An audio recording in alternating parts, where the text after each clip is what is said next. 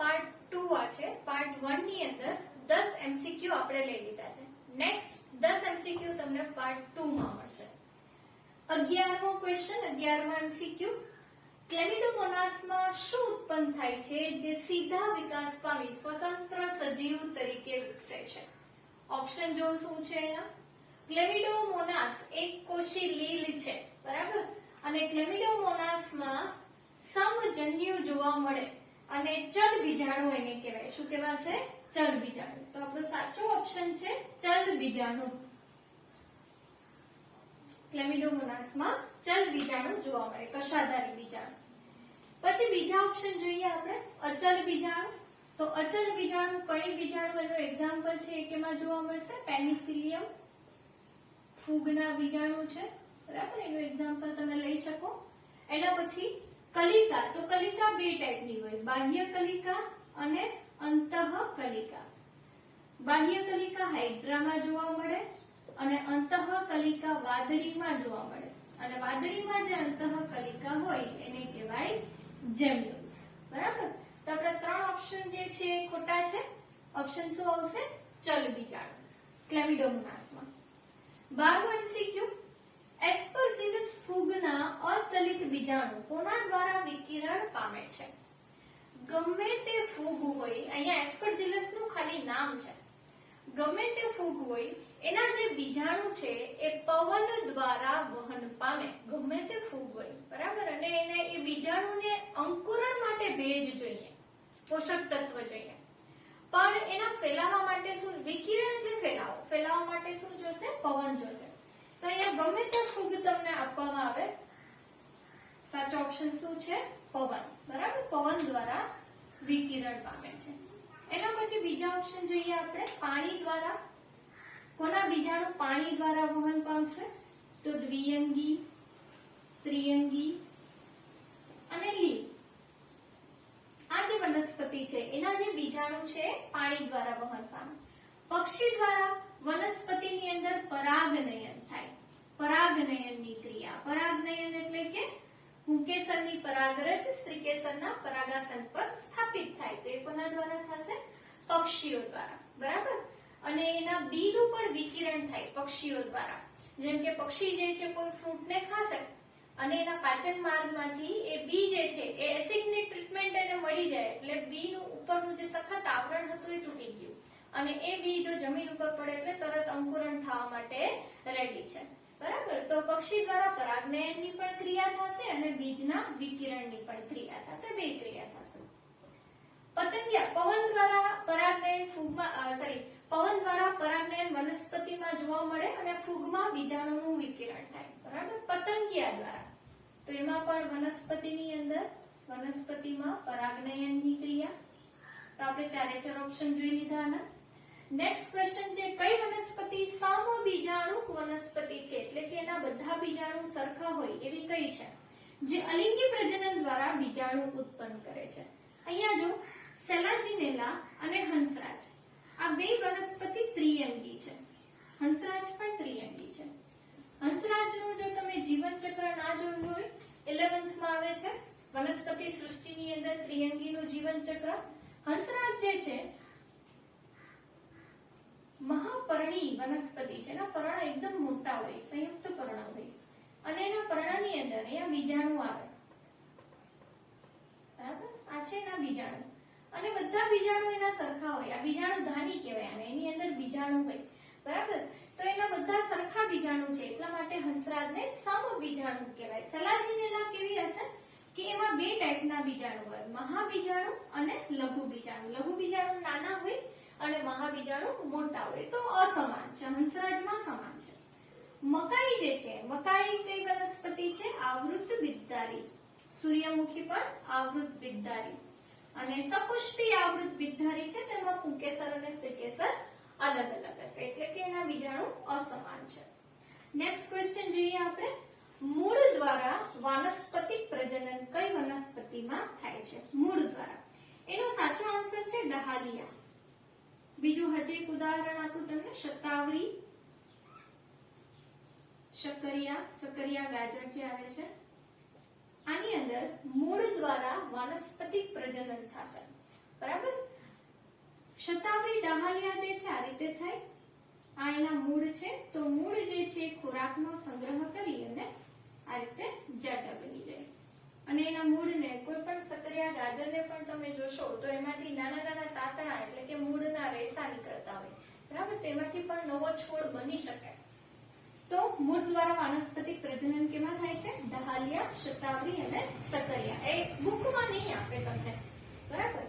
એના પછી જાસૂદની અંદર કઈ રીતે થાય? આપણે ચારે ચાર ઓપ્શન જોશું ને તમને કીધું હતું કે 3 ખોટા છે તો શું કરવા ખોટા છે? જાસૂદની અંદર કલમ દ્વારા અથવા તો દાબ કલમ દ્વારા. બરાબર. કલમ અથવા દાબ કલમ એની ડાળીને આડી કાપી અને જમીનમાં રોપી દો તો નવો જાસૂદનો છોડે બની ગયો. એક જ ઝાડમાંથી તમે 100 જેટલા જાસૂદ બનાવી શકો. દાબ કલમ દ્વારા એની એક ડાળી લઈ લો અને જમીનની નીચે દાટી દો અને પાછો એક ઉપર લઈ લો એટલે ત્યાંથી પાછો નવો છોડ ઉગી જશે. બરાબર. દાબ કલમ દ્વારા.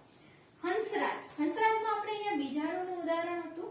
હંસરાજની અંદર વિરોહ દ્વારા થાય. વાનસ્પતિક પ્રજનન વિરોહ દ્વારા થાય. વિરોહ દ્વારા એટલે કઈ રીતે કે કોઈ પણ એક એની શાખા છે તો એની શાખા જમીનને અડકે. બરાબર. આ જમીન છે. જમીનને અટકે એટલે અહીંયાથી પાછું નવું હંસરાજ બની જાય. આ રીતે વિરોહ દ્વારા. ખાસ શબ્દ ખાસ યાદ રાખજો. વિરોહ દ્વારા. બરાબર. રામબાણ. રામબાણમાં પુષ્પકલિકા દ્વારા થાય. રામબાણ જે છે આ ટાઈપની વનસ્પતિ તમને જોવા મળે ખેતરની આજુબાજુ. મોટા મોટા પર્ણ હોય એના અને પર્ણના જે ટોચના જે ભાગ છે એ સોયાકાર હોય, એકદમ અણીદાર હોય. બરાબર. એ અણીદાર એટલા માટે ખેતરની આજુબાજુ વાવવામાં આવે કે જેથી કરીને એના જે અણીવાળા પર્ણ છે એ પશુઓ ખાય નહીં અને આવે તો એને લાગે તો પશુઓ ખેતરની અંદર ના આવે. એક ટાઈપનું રક્ષણ માટે. અને એમાં વચ્ચેથી એક પુષ્પકલિકા નીકળે. એક આવો દંડ નીકળે જેમાં પુષ્પ આવે. 6 ફૂટ જેટલો લાંબો એ દંડ જઈ શકે. બરાબર. એમાં જોવા મળે છે રામબાણની અંદર. નેક્સ્ટ ક્વેશ્ચન છે પાનફૂટી. પાનફૂટી જે છે બ્રાયોફાઇલમમાં આવે છે. જેવી વનસ્પતિના કયા ભાગ પર વિકસતી કલિકા નવા છોડનું નિર્માણ કરે છે? પાનફૂટી એટલે કે પર્ણની કિનારીએ 11મા ધોરણની અંદર તમારે એનો ફોટો આપેલો છે અથવા તો 12મા ધોરણમાં ચેપ્ટર 1 માં પણ એનો ફોટો આપેલો છે. પાનફૂટી. બરાબર. પર્ણની કિનારી ઉપર નીકળે. પર્ણ જે કલિકા હોય એ પર્ણની કિનારી ઉપર નીકળે એટલે આપણો સાચો ઓપ્શન છે પર્ણ કિનારી. બરાબર. ચાલો બીજા ઓપ્શન જોઈ લઈએ કે મૂળ દ્વારા નવા છોડનું નિર્માણ થાય. તો આગળના ક્વેશ્ચનમાં જ આપણે જોયું શતાવરી, ડહાલિયા અને શકરિયા. એના પછી છે પ્રકાંડ દ્વારા. પ્રકાંડ દ્વારા નવા છોડનું નિર્માણ. તો ગાંઠા મૂળી જેમ કે આદુ, હળદર આ બધા ભૂમિગત પ્રકાંડ છે. ગ્રંથિલ, બટાટા. બટાટામાં ગ્રંથિલ જોવા મળે. બટાટું પોતે એક ગ્રંથિલ છે. એ ભૂમિગત પ્રકાંડ છે. બટાટા એમને ઘરે પડ્યા હોય તો ઉગી જાય, એમાંથી નવો છોડ ઉત્પન્ન થઈ જાય. બરાબર. તો એ પ્રકાંડ દ્વારા કહેવાય. એ રીતે કંદ છે જેમ કે ડુંગળી છે, કંદ, સુરણ આ બધા કંદમાં આવી જાય. એ કંદમાંથી પણ નવા છોડનું નિર્માણ થઈ જાય. કલિકા, પુષ્પકલિકા. પુષ્પકલિકા તમને કેમાં જોવા મળે? આપણે આગળ જ જોયું રામબાણ જેવી વનસ્પતિની અંદર પુષ્પકલિકાનું નિર્માણ થાય. એલોવેરા પણ એમાં આવશે. કુવારપાઠું છે ને ગુજરાતીમાં કહેવાય એમાં પણ પુષ્પકલિકા બને અને એ છૂટી પડી અને નવા છોડનું સર્જન કરે. Next question number 16. વિધાન એ આપ્યું છે મ્યુકર, રાઇઝોપસ, સેપ્રોલેગ્નિયામાં ઓખંડન જોવા મળે છે. બરાબર. ઓખંડન જોવા મળે છે. આ બેની તમને ખ્યાલ હશે કે મ્યુકર અને રાઇઝોપસ ફૂગ છે. સેપ્રોલેગ્નિયા શું છે? જો બે હોય તો ત્રીજો એની સાથે ફૂગ જ હોય. મ્યુકર, રાઇઝોપસ અને સેપ્રોલેગ્નિયામાં એટલે કે ફૂગમાં ઓખંડન જોવા મળે છે. તમને બધાને ખ્યાલ છે કે ફૂગની અંદર અલિંગી પ્રજનનમાં એની એક પદ્ધતિ છે ઓખંડન. એટલે કે એનો જે કવક તંતુ છે, ફૂગના જે કવક તંતુ હોય એવા કવક તંતુ તૂટી અવખંડન થવું એટલે ટુકડા થવું અને એ એક જે ટુકડો છે એમાંથી પાછા નવા કવક તંતુનું નિર્માણ થતું જશે. એટલે કે નવી ફૂગનું નિર્માણ થતું જશે. બરાબર. તો વિધાન એ સાચું છે. તો ઓપ્શન જોઈ લો. વિધાન એ સાચું હોય એવા ઓપ્શન તમે રાખો અને એમ ખોટું લખ્યું એ કાઢી નાખો તો આ નીકળી જાય છે. ડી નીકળી ગયું. વિધાન આર જો ફૂગના વાનસ્પતિક સુકાઈ એટલે કે એનું શરીર કવક તંતુ જેને કહેવાય તૂટીને નાના ટુકડામાં પરિણમી વિકસે છે. શું વિકસે છે? નવી ફૂગ વિકસે છે. બરાબર. તો આ સાચું છે એવું જોઈ લ્યો. જેમાં આર ખોટું હોય છે, અહીંયા આર ખોટું આપ્યું છે, તો આ ઓપ્શન આપણો નીકળી ગયો. એ અને બી રહ્યા છે 50-50 થઈ ગયું.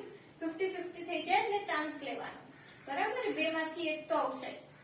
અને અહીંયા તો તમને જો ખ્યાલ આવી જાય કે અહીંયા ઓખંડન, આને ઓખંડન જ કહેવાય, અને અહીંયા તમને આપ્યું છે કે ઓખંડન જોવા મળે છે, તો શું આવશે આપણો ઓપ્શન કે એ અને આર બંને સાચા છે.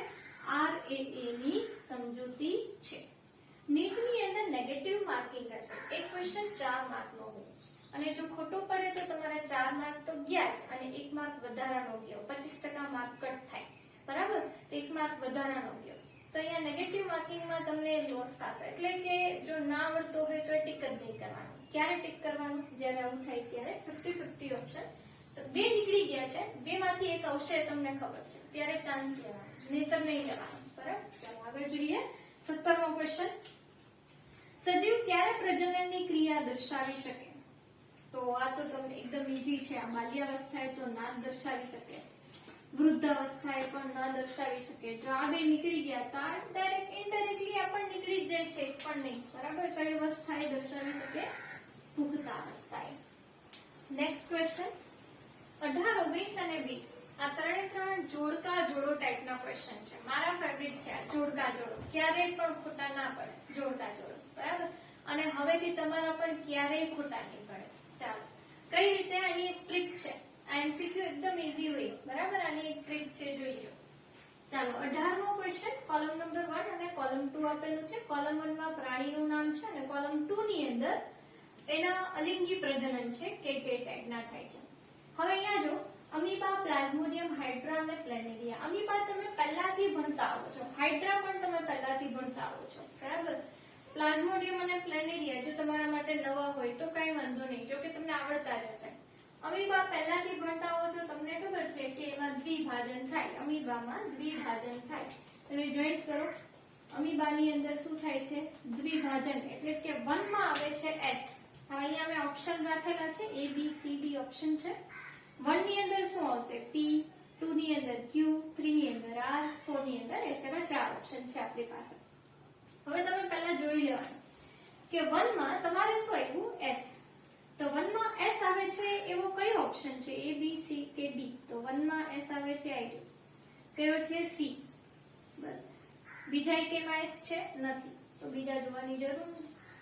એમસીક્યુ સોલ્વ થઈ ગયો તમારો. બરાબર. 1 મિનિટ પણ ન લાગે. નીટમાં તમને એક ક્વેશ્ચન ની પાછળ 1 જ મિનિટ મળે, તો ટાઈમ બચાવવાનો. જે ઈઝી ક્વેશ્ચન છે ટાઈમ બચાવવાનો. બરાબર. અને જોડકા જોડો તમારો ટાઈમ બહુ બચાવે. 1 માં શું આવી ગયું? S આવી ગયું. એવા બીજા એક ઓપ્શન છે? નથી. તો નહીં જોવાના. પૂરું થઈ ગયું અહીંયા કામ. બરાબર. બીજા બધા એની રીતે સાચા જ હશે. છતાંય જો તમારે કન્ફર્મ કરવું હોય તો કન્ફર્મ કરી દો. 2 પ્લાઝ્મોડિયમ. પ્લાઝ્મોડિયમમાં શું આપ્યું છે? P. બીજાણુ નિર્માણ થાય છે પ્લાઝ્મોડિયમમાં. નિશ્ચિત તબક્કે, જીવનના નિશ્ચિત તબક્કે બીજાણુનું નિર્માણ કરે. હાઇડ્રા કલિકા સર્જન. હાઇડ્રામાં Q, 3 માં Q. બરાબર છે. પ્લેનેરિયા. પ્લેનેરિયા અવખંડન કરે. એના શરીરના ટુકડા થઈ જાય, દરેક ટુકડામાંથી નવું શરીર બનશે. R. કન્ફર્મ થઈ ગયું. બરાબર. એક તમારે જો સાચું તમને આવડતું હોય તો એ પછી બીજા 4 સાચા જ હશે, એ પછી ખોટા નહીં હોય. પણ જો અહીંયા કદાચ Q ને બદલે અહીંયા S આપેલું હોય, અહીંયા જો તમારે S આપેલું હોય તો પછી એ બીજા ઓપ્શનમાં જવાનું, B માં બીજા જોવાનું. બરાબર. પણ પહેલા તો તમારે એ જ જોવાનું કે કયું છે. ચાલો નેક્સ્ટ ક્વેશ્ચન. 19મો ક્વેશ્ચન છે. કોલમ નંબર 1, કોલમ નંબર 2 અહીંયા પણ એ જ છે. અલિંગી પ્રજનન પદ્ધતિ છે. ચાલો બેક્ટેરિયા. બેક્ટેરિયા શું કરે? વિભાજન કરે. અલિંગી પ્રજનન પદ્ધતિ આપી છે. બેક્ટેરિયા વિભાજન કરે. બરાબર. તો અહીંયા આવે છે બેક્ટેરિયા વિભાજન. 1 માં R. જોઈ લો 1 માં R આવે છે એવો કયો ઓપ્શન છે? D ઓપ્શન છે. 1 માં R. બીજા R કેવાયમાં આવે છે? નથી આવતું. બસ બીજું કઈ જોવાનું જ નથી. તમે કન્ફર્મ કરી લેજો અત્યારે. બરાબર. આ વિડિયો પોઝ કરી અને બીજા બધા ઓપ્શન જોઈ લો કે શું આવે છે. 20મો ક્વેશ્ચન. કોલમ નંબર 1 અને કોલમ નંબર 2. શતાવરી, હળદર, પર્ણફૂટી અને કેતકી. શતાવરી આગળ મેં કહી દીધું છે, એમાં મૂળ દ્વારા વાનસ્પતિક પ્રજનન થાય. પર્ણફૂટી તમને એ તો આવડતું હશે ને? પર્ણફૂટી. બરાબર. હું થોડું ઓપ્શન અહીંયા ચેન્જ કરું છું.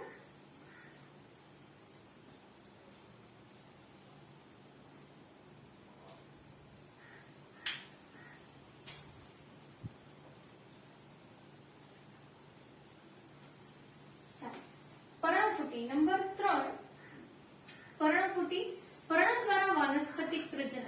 3 ની અંદર ક્યુ આવશે. 3 ની અંદર ક્યુ આવે એવા તમારી પાસે અહીંયા જો બે ઓપ્શન છે, સી અને ડી. તો એ અને બી જે છે એ નીકળી ગયા, કેમ કે અહીંયા પણ ક્યુ છે અને અહીંયા પણ ક્યુ છે, બરાબર. તો તમારી પાસે બે ઓપ્શન છે, સી અને ડી. આ નીકળી ગયા તો એને નથી જોવાના. ચાલો આ ક્લિયર થઈ ગયું. પર્ણકુટી, પર્ણ દ્વારા વાનસ્પતિક પ્રજનન. એના પછી જોતા જાઓ કે અહીંયા 1 માં એસ આપ્યું છે, શતાવરીમાં 1 માં એસ આપ્યું છે, મૂળ દ્વારા વાનસ્પતિક પ્રજનન. અને અહીંયા શું આપ્યું છે, આર. તો આ તો ખોટો જ છે. કયો ઓપ્શન સાચો પડ્યો? Option C. હળદરમાં ગાંઠા મૂળી દ્વારા. 2 માં શું આવશે? હળદરમાં ગાંઠા મૂળી દ્વારા 2 માં આવશે આ. ઓકે, મને ચેન્જ કર્યું નથી, ચેન્જ થઈ ગયું. હળદરમાં ગાંઠા મૂળી દ્વારા. અને કેતકી. કેતકી જે છે એને કહેવાય સ્ક્રૂ પ્લાન્ટ. પામ છે, સ્ક્રૂ પામ, પામ ટ્રી જે આવે છે, બરાબર. અને પામ ટ્રી ની અંદર અને આ જે કેતકી જે છે એમાં થશે પુષ્પીય કલિકા દ્વારા, એટલે કે 4 ની અંદર આવશે ટી. તો આપણો ઓપ્શન કયો સાચો છે? ઓપ્શન સી, બરાબર. તો અહીંયા આપણે આજના 10 MCQ પૂરા થઈ ગયા છે. નેક્સ્ટ 10 MCQ પાર્ટ 3 ની અંદર તમને જોવા મળશે.